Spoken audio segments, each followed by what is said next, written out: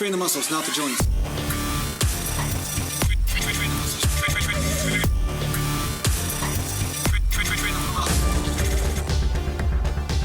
Welcome back to Natural Land Bodybuilding Mountain.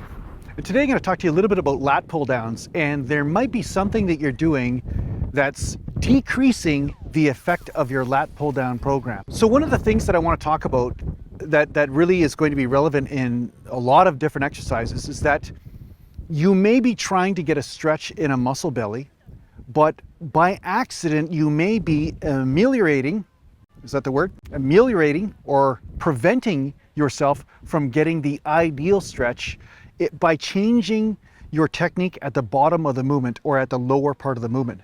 So case in point, when you're doing a lat pull down, I always talk to everybody about concentrating on retracting the shoulder blades, but also when you're coming up with the lat pull down, try to keep your elbows internally rotated, or basically it's an external rotation of the arm, but basically keep your elbows in when you're at the top part of the motion. If your elbows flare when you're coming down, that's not a big deal because internal rotation is part of what the lats do, right? So a little bit of internal rotation is okay through the flaring of the elbows. But when you're coming up with the lat pull down, a common mistake that people make is they keep the arms or the elbows flared. So again, this is going to be about the individual. If you feel that you're getting more stretch doing that, go ahead. But because the lat is an internal rotator, by keeping the elbows in, that's externally rotating the arm, and that's going to make the ideal stretch in the lat. So you're going to get more of a stretch in the lat, more constant tension, and in the end, more mind-muscle connection and a better amount of results for the most part, right?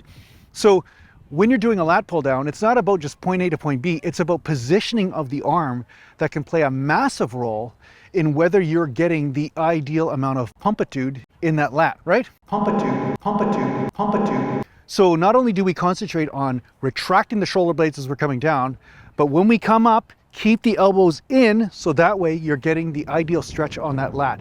And you're gonna notice a massive difference in mind-muscle connection in the back. And I would say the back is one of the main areas that most people have no connection with. If you look at a lot of natural bodybuilders on Instagram or YouTube and you watch them train back, most of the time they're not training back, they're training delts with a tiny bit of back assistance. That's usually what they're training, or arms with a little bit of back assistance, but they're not necessarily training the lats or the meat of the back, which is why they don't have the massive pumpitude.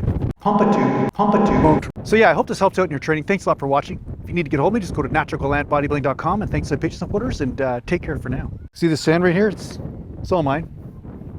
It's my sand. It's like my sandcastle too. It's all mine, that sandcastle. It's huge. I'm almost like an engineer or something.